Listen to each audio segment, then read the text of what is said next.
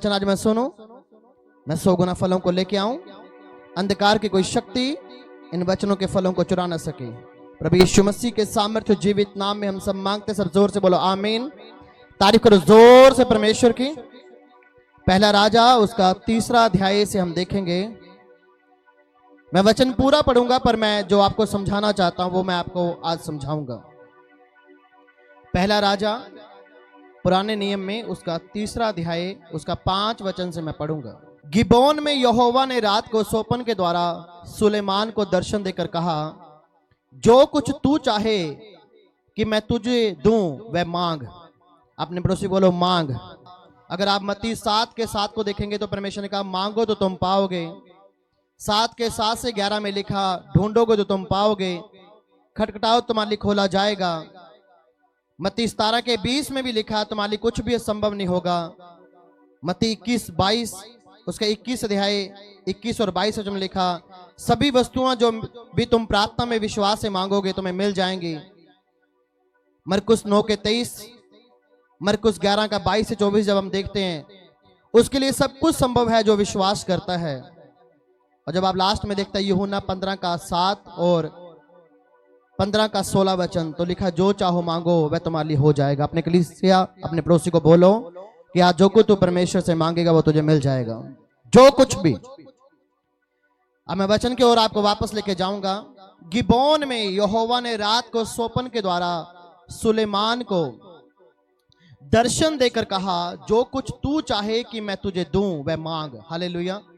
परमेश्वर ये चाहते हैं जो आप मांगेंगे वो देगा परमेश्वर। हालेलुया। पर कंडीशन होनी चाहिए कि आपका फेथ पूरा परमेश्वर के ऊपर होना चाहिए। वचन में लिखा है यहां पे सुलेमान ने कहा तू अपने दास मेरे पिता दाऊद पर बड़ी करुणा करता रहा, क्योंकि वह अपने को तेरे सम्मुख जानकर तेरे साथ सच्चाई और धार्मिकता और मन की सिधाई से चलता रहा। तूने यहां तक उस पर करुणा की थी कि उसके गद्दी पर विराजने वाला एक पुत्र दिया, जैसा कि आज वर्तमान है। अगर आप चाहते हैं परमेश्वर आपको दे कुछ, तो आपको कुछ बातों को ध्यान रखना पड़ेगा। सबसे पहली बात, आपको सीधा होकर चलना पड़ेगा परमेश्वर के साथ। दूसरा, आपको सच बोलना पड़ेगा। जैसे दाऊद ने हमेशा जब तक उसने पाप नहीं किया तब तक उसने परमेश्वर के सामने सच बोला। और तूने यहां तक उस पर करुणा की कि उसे उसकी गद्दी पर विराजने वाला एक पुत्र दिया, जैसा कि आज वर्तमान है। 7 वचन से मैं पढ़ रहा हूं। और अब हे मेरे परमेश्वर यहोवा, तूने अपने दास को मेरा पिता दाऊद के स्थान पर राजा किया है, परंतु मैं एक छोटा लड़का हूं जो भीतर बाहर आना जाना नहीं जानता, और तेरा दास तेरी चुनी हुई प्रजा के बहुत से लोगों के मध्य में है, जिनकी गिनती बहुतात के मारे नहीं हो सकती। तो अपने दास को अपनी प्रजा का न्याय करने के लिए समझने की ऐसी शक्ति दे कि मैं भले बुरे का ज्ञान परख सकूं, क्योंकि कौन ऐसा है कि तेरी इतनी बड़ी प्रजा का न्याय कर सके। हालेलुया। एक चर्च को चलाने के लिए भी बुद्धि चाहिए, एक घर को चलाने के लिए बुद्धि चाहिए, एक बिजनेस करने के लिए भी बुद्धि चाहिए, एक जॉब करने के लिए बुद्धि चाहिए। और जिसके पास बुद्धि है वो तो अपने आप को बढ़ता हुआ देखेगा, पर जिसके पास बुद्धि नहीं वो उसी लेवल से नीचे गिर जाएगा और दोबारा उसका उठना बड़ा मुश्किल होगा। इसलिए आप मूर्खों को देखेंगे, मूर्ख हमेशा अपनी बात कहते हैं, पर बुद्धिमान लोग परमेश्वर की बातों को सुनने में अपना ध्यान लगाते हैं। हालेलुया। अगर आप मूर्खों के सामने बैठे और बुद्धिमान के सामने बैठे तो बहुत बड़ा फर्क नजर आपको आएगा। बुद्धिमान लोग कम बोलते हैं, पर वो बोलते हैं जो आत्मिक तरीके से आपको मजबूत करने के लिए होता है। मूर्ख बक बक तो करता रहता है, पर उसमें कोई भी बात ऐसी नहीं होती कि वो सीरियस हो, वो परमेश्वर का डर मानता हो, ऐसा उसके अंदर कुछ भी नजर नहीं आता। वचन कहता है, उसने कहा 9 वचन में, तो अपने दास को अपनी प्रजा का न्याय करने के लिए समझने को ऐसी शक्ति दे कि मैं भले और बुरे के ज्ञान को परख सकूं, क्योंकि कौन ऐसा है कि तेरी इतनी बड़ी प्रजा का न्याय कर सके। और इस बात से प्रभु प्रसन्न हुआ कि सुलेमान ने ऐसा वरदान मांगा है। और परमेश्वर ने उससे कहा, इसलिए कि तूने यह वरदान मांगा है, ना तो दीर्घायु मांगी, ना धन मांगा, ना अपने शत्रुओं का नाश मांगा, परंतु समझने के लिए तूने विवेक का वरदान मांगा। अगर आज परमेश्वर आपको कुछ बोले कि आप क्या मांगेंगे, आप में से मैक्सिमम लोग होंगे परमेश्वर मुझे घर दे दे, मुझे पैसा दे दे। मैं सही बोल रहा हूं? ऐसा ही होगा। बाइबल कहती है सुलेमान ने परमेश्वर को खुश किया और ऐसा कुछ नहीं मांगा जो हम मांगते हैं। परमेश्वर ने इसके बारे में यहां पे लिखा 11 वचन में, परमेश्वर ने उससे कहा इसलिए कि तूने यह वरदान मांगा है, ना तो तूने ये कहा मेरी उम्र लंबी हो जाए, ना तूने ये कहा मुझे धन मिल जाए, ना तूने ऐसा कहा कि मेरे शत्रुओं की टांग टूट जाए, लात टूट जाए, उनका नाश हो जाए। तूने ऐसा कुछ नहीं मांगा जो पहले लोग मांगते आए हैं मुझसे, परंतु समझने के लिए तूने विवेक का वरदान मांगा। हालेलुया। आपको पता है जब परमेश्वर खुश होता है, यहां पे जो परमेश्वर खुश हुआ वो स्वप्न के द्वारा हुआ। हालेलुया।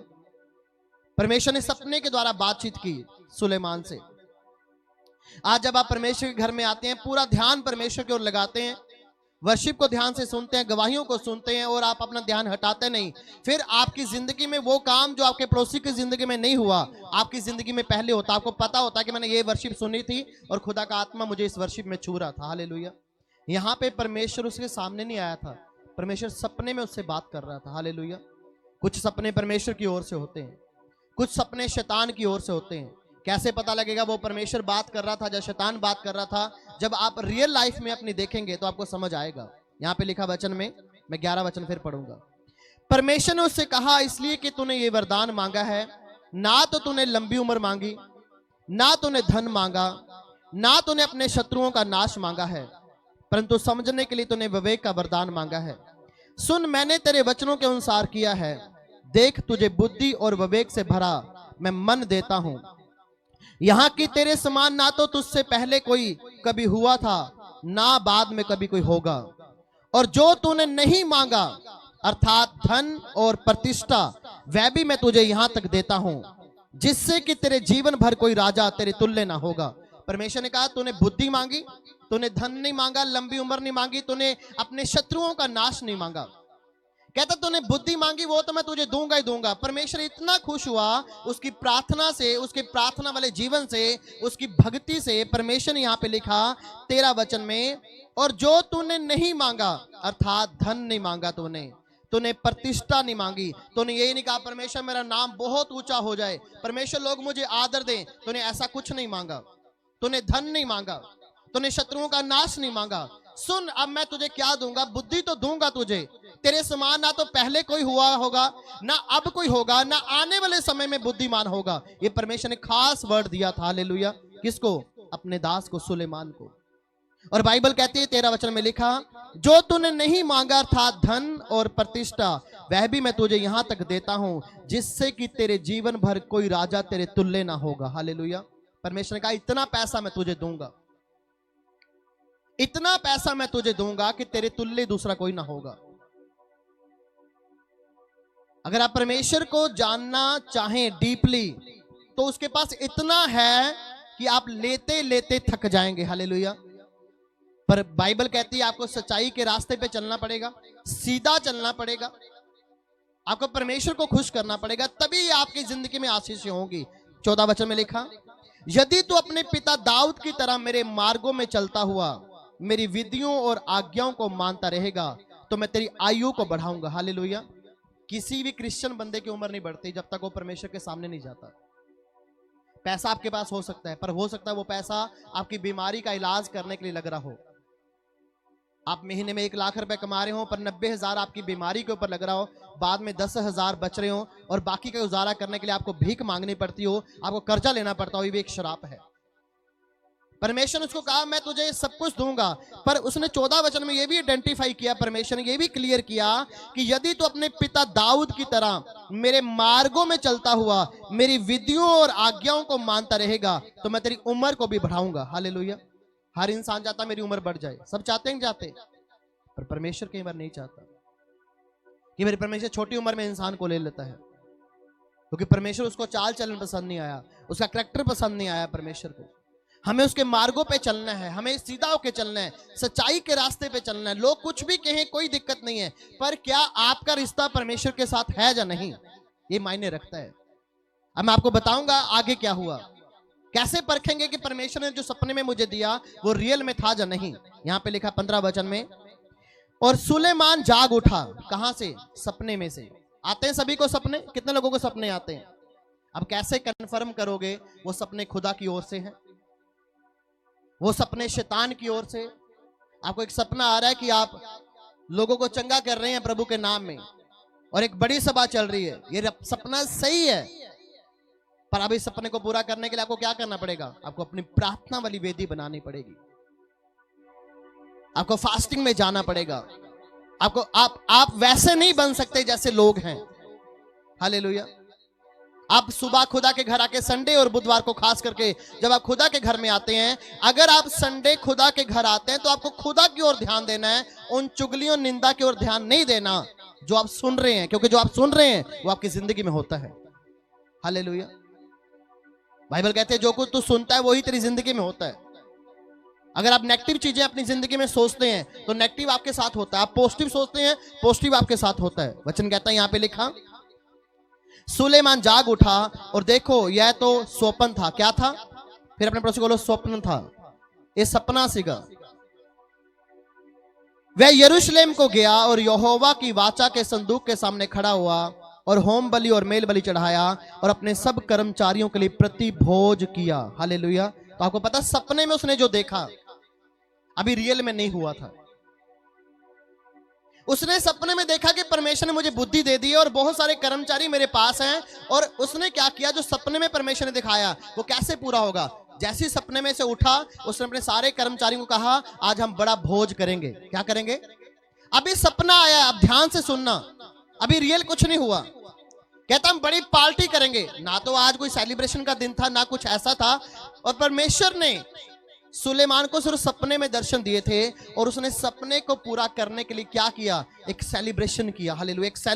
अपने सब कर्मचारियों को कहा, आज हम बड़ा भोज करेंगे। रोटी तो रोज खाते हैं। अगर आप देखेंगे यहां पर, मैं थोड़ा सा आपको ध्यान से बताऊं, बाइबल कहती है जो भोज सुलेमान करता था वो लगभग, अगर यहां पे आप ध्यान से देखेंगे, यहां पे लिखा लगभग 28 करोड़ 61,23,500 रुपए का एक साल का भोज करता था वो अपने कर्मचारियों के साथ।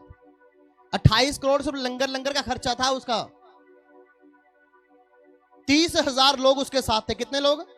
सिर्फ कर्मचारियों की बात कर रहा हूं जो उसके साथ 24 घंटे रहते थे। 30,000 कर्मचारियों का खाना बनता था सुबह, दोपहर, शाम को।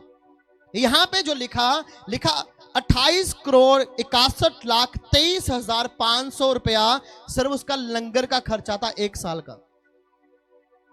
28 करोड़ 61,23,500 सिर्फ लंगर का खर्चा है। अभी जो वर्करों को देता होगा वो अलग था।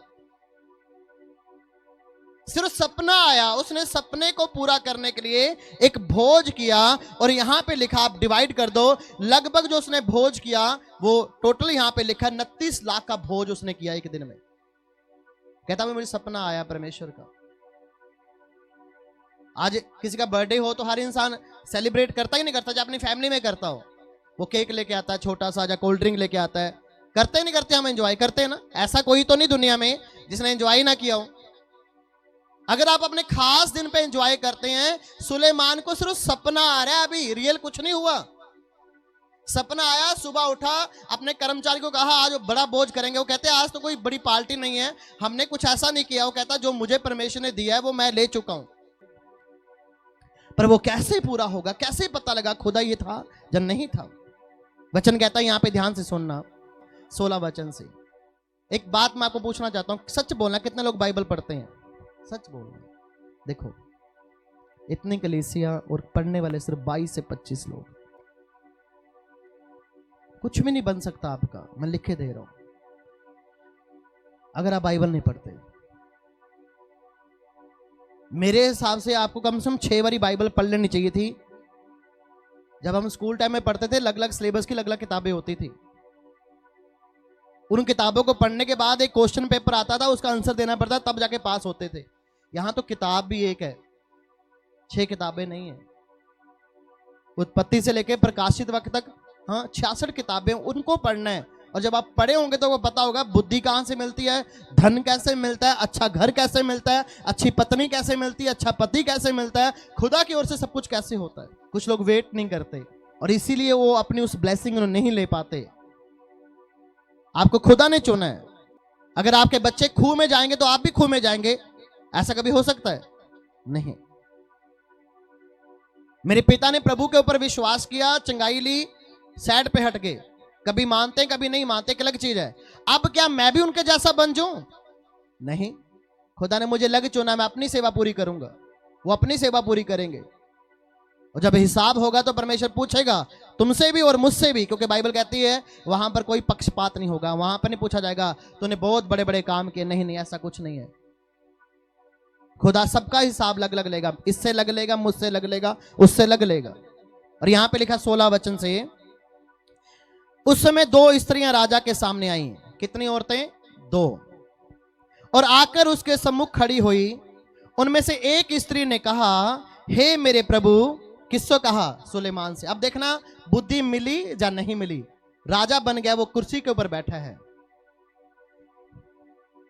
उनमें से एक स्त्री ने कहा, हे मेरे प्रभु, मैं और यह स्त्री दोनों एक ही घर में रहती हैं।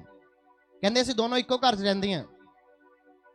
परखने का समय आया सुलेमान को।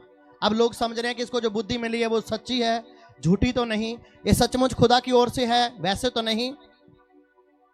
उनमें से एक स्त्री ने उससे कहा, हे प्रभु, मैं और यह स्त्री दोनों एक ही घर में रहती हैं, और इसके संग घर में रहते हुए मेरा एक बच्चा उत्पन्न हुआ। क्या हुआ? पड़ोसी को बोलो, बच्चा हुआ। हाँ। और मेरे बच्चे के 3 दिन के बाद ऐसा हुआ, बच्चा जन्म लेने के 3 दिन के बाद ऐसा हुआ कि यह स्त्री भी जच्चा हो गई। हम तो संग ही संग थे, हम दोनों को छोड़ घर में और कोई नहीं था। सुनो, ये दोनों स्त्रियों ने बच्चा पैदा किया। पहले वाली का 3 दिन पहले हुआ, दूसरी वाली का 3 दिन के बाद हुआ। ध्यान से सुनना। पहली बात तो एक ऐसी माँ थी जिसको पता नहीं लगा कि मेरे बच्चे को कोई चोरी करके ले गया। अब हुआ क्या? ध्यान से सुनना, ये बहुत बुद्धिमानी वाली बात आज जो आप सुनेंगे। 18 वचन, मेरे जच्चा के 3 दिन के बाद ऐसा हुआ कि ये स्त्री भी जच्चा हो गई। हम तो संग ही संग थे, और हम दोनों को छोड़ में घर में और कोई भी नहीं था। जिस घर में ये रहती थी वहां पर बच्चे हुए, दोनों के हुए, और उस घर में कोई और नहीं था। ध्यान से सुनना। और मेरे जच्चा के 3 दिन के बाद ऐसा हुआ कि स्त्री भी जच्चा हो गई। हम तो संग ही संग थी, और हम दोनों को छोड़कर घर में और कोई नहीं था। 19 वचन, रात में इस स्त्री का बच्चा इसके नीचे दबकर मर गया। मां ने अपने बेटे को मार दिया, जिसको यही नहीं पता था कि मेरा बेटा मेरे साथ सोया हुआ है। उसने पलटा लिया, बच्चा छोटा सा था, बच्चा मर गया। यहां पे ध्यान से सुनना, क्योंकि जो मां होती है ना, वो कभी भी रात को सोती नहीं है। वो बार बार अपने बच्चे को उठा के देखती है, बच्चा ठीक है, उसको दूध पिलाती है, उसकी केयर करती है। ये कैसी मां थी जिसको यही नहीं पता कि मैं अपने बच्चे के ऊपर सो गई हूं और बच्चा मर गया। ध्यान से सुनना। अब रात में इस स्त्री का भी बच्चा हुआ। किसका? दूसरी वाली का। दूसरी वाली का जो बच्चा हुआ इसके नीचे दबकर मर गया, और उसका बेटा मर गया। दोनों के बच्चे हुए। पहली वाली का बच्चा हुआ, दूसरी का बच्चा हुआ। पहले वाले बच्चा 3 दिन पहले हुआ, दूसरी का 3 दिन के बाद हुआ। पर दूसरे वाले का जो बच्चा था वो दब के मर गया। अब ध्यान से सुनना, यहां पे ये किसके सामने आए हैं? सुलेमान के सामने, न्याय करने के लिए। और इसने आधी रात को उठकर, अब जिसका बच्चा मरा हुआ था उसने क्या किया? जिसका बच्चा मर गया था उसने आधी रात को उठकर अपना मरा हुआ बच्चा दूसरी वाली को दे दिया, जिसका जीवित बच्चा था, और जीवित बच्चा उठा के अपने पास रख लिया। समझ आ रही है आपको? क्या नहीं आ रही? आ रही है समझ? जिसका बच्चा मर चुका था उसने अपना बच्चा उठा के दूसरी औरत का जो बच्चा जिंदा था उसकी जगह मरा हुआ बच्चा रख दिया, और उसका जिंदा बच्चा अपने पास ले लिया। क्योंकि ज्यादा फर्क तो नहीं था, 3 दिन का फर्क था, दोनों बराबर बचे। और यहां पे ध्यान से सुनना, इसने आधी रात को, अब न्याय के लिए वो राजा के सामने आए हैं। इस औरत ने आधी रात को उठकर, जब मेरी दासी सो रही थी तब मेरा लड़का मेरे पास से लेकर अपनी छाती में रखा और अपना मरा हुआ बालक मेरी छाती में लिटा दिया। कह रहे जब मेरी जो केयर टेकर थी वो सो रही थी तो इसने क्या किया? अपना मरा हुआ बच्चा मेरी छाती में लटका दिया, छाती में दे दिया, और मेरा जो जीवित बच्चा था वो ले लिया इसने। भोर को जब मैं अपने बालक को दूध पिलाने के लिए उठी, अब दोनों उठे, जब मैं, वो कह रही सच्चाई बता रही है वो राजा को, कहती जब मैं अपने बच्चे को दूध पिलाने को उठी तब उसे मरा हुआ पाया। क्या पाया? पर उसका बच्चा क्या था? जीवित। मरा किसका था? दूसरी का। दूसरी इतनी चालाक थी, एक तो अपने बच्चे के ऊपर पड़ गई, बच्चे को मार दिया, और अपनी चालाकी को छुपाने के लिए, अपनी गलती को छुपाने के लिए उसने अपने मरे हुए बच्चे को दूसरी औरत के छाती पे लगा दिया और उसके जीवित बच्चे को उठा लिया। ध्यान से सुनना। भोर को अब वो राजा के सामने आई है वो औरत जिसके साथ ऐसा हुआ हादसा। वो कहती, भोर को जब मैं अपने बालक को दूध पिलाने को उठी तब उसे मरा हुआ पाया, परंतु भोर को मैंने ध्यान से ये देखा कि वह मेरा पुत्र नहीं है जिसे मैंने जन्मा था। क्योंकि माँ को पता मेरे बच्चे की शक्ल कैसी है, 3 दिन का गैप था, माँ को पता मेरा बच्चा कैसा था, उसके नैन नक्श कैसे थे। कहती, जब मैं उठी दूध पिलाने को तो मैंने अपने बच्चे को जब दूध पिला रही थी तो वो मेरा बच्चा नहीं था, वो मरा हुआ था। क्या था? पर जब मैंने देखा वो मरा हुआ बच्चा मेरा नहीं है। और यहां पे क्या हुआ, तब दूसरी स्त्री ने कहा, अब दूसरी ने क्या कहा, जिसका बच्चा मरा हुआ था, तब दूसरी स्त्री ने कहा, नहीं परंतु जीवित वाला मेरा है। कहती, जिंदा जड़ा मुंडा वो मेरा है, मरा हुआ उसी का है। कहती, जीवित मेरा है और मेरा पुत्र तेरा है। मेरा पुत्र क्या है? तेरा है।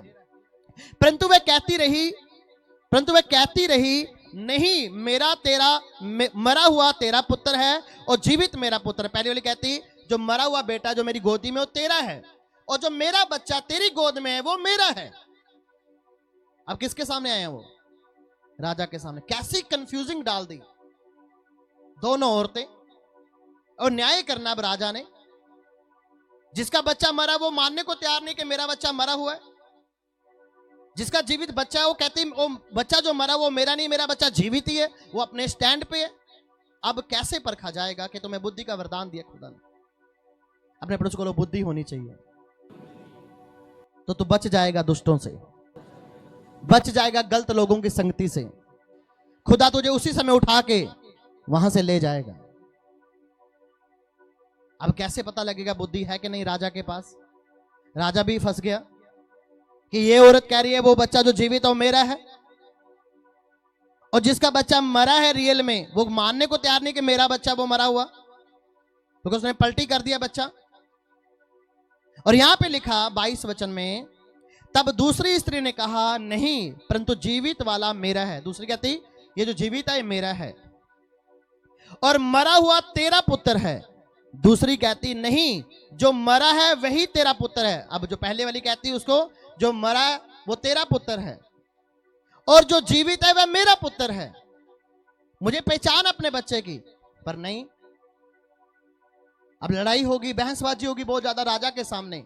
अब राजा क्या करेगा? आप ध्यान से सुनना। कैसे पता लगेगा बुद्धिमान है?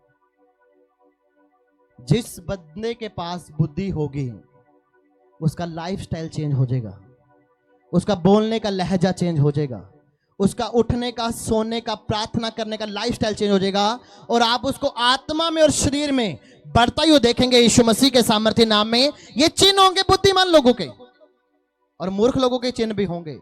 वो उसी लेवल पे रहेंगे, कभी बढ़ेंगे नहीं। उनके कुछ भी चेंजेस नहीं होगा लाइफ में। वो पहले भी चुगली करते थे, पहले भी निंदा करते थे, पहले भी फालतू बातें करते थे, अब भी वही करेंगे। पर बुद्धिमान व्यक्ति आत्मा के बड़े लेवल पे जाता रहेगा। अच्छा है, अब इस बार मेरे से गलती होगी है, ठीक है, बुद्धिमान व्यक्ति की कहानी बता रहा हूं। अब अगली बार मुझे गलती नहीं करनी, क्योंकि पहले मेरे से गलती हो चुकी है।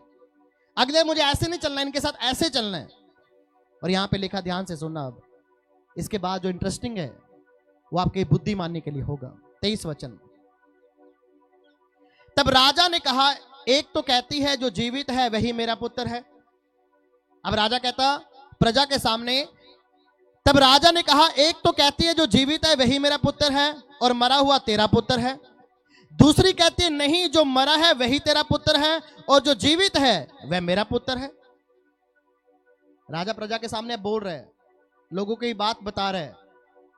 अब सुनो क्या कहता है राजा। 24 वचन, राजा ने कहा, मेरे पास एक तलवार लेके आओ। क्या लेके आओ? अब पता लगेगा जो मां असली होगी। असली मां अपने बच्चा किसी को दे देगी पर अपना बच्चा मरता हुआ नहीं देखेगी। 24 वचन ध्यान से सुनना, अपनी आंखों को, अपने दिमाग को, अपने कानों को खोल के रखना। 24 वचन, राजा ने कहा, मेरे पास एक तलवार लेके आओ, और वह एक तलवार राजा के सामने लेके आए। क्या लेके आए? तलवार। राजा बोला, जीवित बालक को 2 टुकड़े कर दो। कह रहे जो लड़का है जीवित, एक तो मर चुका है ना, अब एक ही बचा, एक के पीछे पंगा पड़ रहा है। कहते इसको 2 टुकड़े कर दो। राजा बोला जीवित बालक को 2 टुकड़े करके आधा इसको दे दो, आधा इसको दे दो। दोनों हक जता रही थी। मरा हुआ जिसका बच्चा है वो बार बार कह रही है कि मरा हुआ इसका बच्चा है। जीवित वाली कहती है कि मरा हुआ बच्चा मेरा नहीं है, मेरा जो जीवित बच्चा है वो इसने ले लिया। वो सच बोल रही है, पर राजा कंफ्यूज है। अब राजा को पता है कि मैंने न्याय कैसे करना है इन दोनों का। अब क्या हुआ, ध्यान से सुनना, 24 वचन द्वारा पढ़ूंगा। राजा ने कहा मेरे पास एक तलवार ले आओ, और वह एक तलवार राजा के सामने ले आए। और राजा बोला जीवित बालक को 2 टुकड़े करके आधा इसको दे दो, आधा उसको दे दो। तब जीवित बच्चे की माता का मन अपने बेटे के स्नेह से भर गया। और जो पहली वाली मां थी वो अपने बच्चे को प्यार बहुत करती थी। अब उसको पता लग गया राजा बच्चे को मार देगा, आधा उसको दे देगा आधा मुझको दे देगा, तो बच्चा तो रहेगा नहीं। हाँ, पेट का निचला हिस्सा उसको दे दिया, टांग का उसका हिस्सा। अब बच्चा जुड़ तो सकता नहीं है, मरा भी नहीं है, पर राजा मारना चाहता है। ध्यान से सुनना। तब जीवित बच्चे की माता का मन अपने बेटे के स्नेह से भर गया, और उसने राजा से कहा हे मेरे प्रभु, जीवित बालक उसी को दे दे। जो मां रियल मां होगी वो अपने बच्चे का कभी नुकसान नहीं होने देगी। जो जीवित परमेश्वर होगा वो अपने बच्चों को मरने ना देगा। नशे में, बुराई में, गलत कामों में वो निकाल के लेके आएगा। और हमारा परमेश्वर जीवित है, इसलिए उसने हमें बचाया यीशु मसीह के सामर्थ के नाम में। जब शैतान ने हमारा मूल्य ले लिया था कि ये तो मेरा है, इसकी बॉडी के ऊपर मेरे ऑटोग्राफ हैं, इसकी बॉडी के ऊपर जो चिन्ह है वो मेरे हैं, क्योंकि मुझसे प्रेम करता था, ये मेरी पूजा करता था। देखो इसके हाथ में आज भी वो चिन्ह है। परमेश्वर ने जब शैतान की बातों को सुना, परमेश्वर भी चाहता आधा आपको शैतान के हाथ में कर देता, आधा अपने हाथ में रख लेता। परमेश्वर ने कहा कोई नहीं शैतान तो ले जा, अगर मेरा प्रेम सच्चा होगा तो एक दिन ये पूरी दुनिया मेरी महिमा करेगी। और मुझे जोर जबरदस्ती नहीं करना कि तुम मेरे पास आओ, ये खुद एक दिन ऐसा होगा, इस ऐसी तंगी तू डालेगा शैतान, और वो तंगी तू निकाल नहीं सकेगा। वो तंगी सिर्फ मैं ही निकाल सकूंगा, वो दुख मैं ही दूर कर सकूंगा, और एक दिन तू हार जाएगा और मेरे लोग मेरे प्रेम के कारण जीत जाएंगे यीशु मसीह के सामर्थ्य नाम में। क्या हम में से कोई ऐसा है जिसने जबरदस्ती यीशु मसीह को माना हो? है कोई? नहीं। हम सब ने विश्वास करके माना। पर शैतान आपको कितना डराता था, अगर तू 7 दिन वहां पर नहीं आया तो मैं टांग तोड़ दूंगा, तूने इस साल वो नहीं किया तो मैं तुझे मार दूंगा, तूने ये बलि नहीं दी तुझे ये कर दूंगा। परमेश्वर ने ऐसा कुछ कहा? तुम दान नहीं भी देते तब भी वो कुछ नहीं कहता, देते तो क्या देता वो तो अलग बात है। तुम ठगियां मारते हो, परमेश्वर के साथ झूठ बोलते हो, तब भी वो कुछ नहीं करता तुम्हें। पता क्यों? वो तुमसे प्रेम करता है और तुम उसके प्रेम की वैल्यू समझते नहीं। 26 वचन में लिखा तब जीवित बच्चे की माता का मन अपने बेटे के स्नेह से भर गया। उसने राजा से कहा हे मेरे प्रभु, जीवित बालक उसी को दे दे, परंतु उसको किसी भांति मारना। कहते पर उस बेटे को मारना नहीं राजा, इसको दे दे कोई दिक्कत नहीं है, पर इस बच्चे को मारना नहीं। क्योंकि मां जो रियल होती है ना, वो कहती कोई बात नहीं, मेरा बेटा मेरे से दूर है, कोई दिक्कत नहीं है, पर बेटा जीवित तो है ना, नहीं मिलता मुझे कोई बात नहीं, मुझे मां नहीं कहेगा कोई बात नहीं, पर मैं उसको देख के खुश तो हो जाऊंगी कि मेरा बेटा वो। और यहां पे लिखा, मैं दोबारा पढ़ूंगा 24 से। राजा ने कहा मेरे पास एक तलवार लेके आओ। वह एक तलवार राजा के सामने ले आए, और राजा बोला जीविते बालक को 2 टुकड़े करके आधा उसको आधा इसको दे दो। तब जीवित बच्चे की माता का मन अपने बेटे के स्नेह से भर गया। उसने राजा से कहा हे मेरे प्रभु, जीवित बालक उसी को दे दे, परंतु उसको किसी भांति ना मार। दूसरी स्त्री ने कहा वह ना तो मेरा है ना तेरा है, वह 2 टुकड़े किया जाए। अब दूसरी कहती ये बेटा ना तो मेरा है ना तेरा है, कहती राजा इसके 2 टुकड़े कर दे। किसने बोला? जिसका बच्चा मर चुका था उसने बोला। कहती इसको 2 ही टुकड़े कर दे राजा, क्योंकि उसको पता था मेरा बेटा तो मर चुका है, इसको भी मार दूंगी मैं। अब सुनो क्या हुआ जब उसने ये बात बोली दूसरी औरत ने। 27 वचन, तब राजा ने उत्तर दिया और कहा पहले वाली को जीवित बालक दे दो, किसी भांति उसको ना मारो, क्योंकि उसकी माता वही है जिसने अपने बेटे की मृत्यु नहीं मांगी, जिसने अपने बेटे की मौत नहीं मांगी। यहां पर थी बुद्धि की बात। कैसे कन्फर्म करोगे तुम? लोगों का न्याय कैसे करोगे? इसलिए जब लोग काउंसलिंग के लिए आते हैं मंगलवार को, मेरे पास 81 डिवोर्सेस केस आए हैं और 79 मैं केस हल कर चुका हूं। कोई वकील नहीं बैठा, कोई जज नहीं बैठा, कोई सरपंच नहीं बैठा, कोई पंच नहीं बैठा, कोई चर्च का मेंबर नहीं बैठा, सिर्फ मैं बैठा और दोनों को बैठाया, न्याय कर दिया। आज 79 फैमिली ऐसी हैं जो आज से 6 साल पहले तलाक लेके अपना घर लग बनाना चाहती थी। दोनों को बुलाया चर्च में, एक को नहीं बुलाया।